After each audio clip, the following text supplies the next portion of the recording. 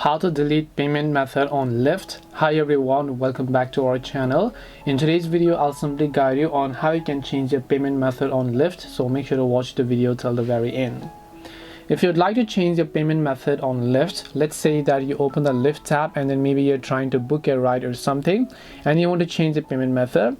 Whenever you've set your pickup as well as your destination where you want to be dropped to, what you can do is right over here you can see add payment. So just tap on it.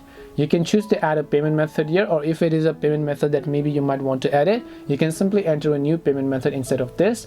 Then if you want to enter a code, you can do that, and you can also choose to add a Lyft cash. After that, you can tap on a select Lyft option, and then you'll be able to simply go ahead and then basically confirm and request as well as change your payment method on Lyft. This way you can delete payment method on Lyft. Hope this video was very helpful. If you have got any questions, feel free to leave them down. Thank you very much for watching and see you in the next video.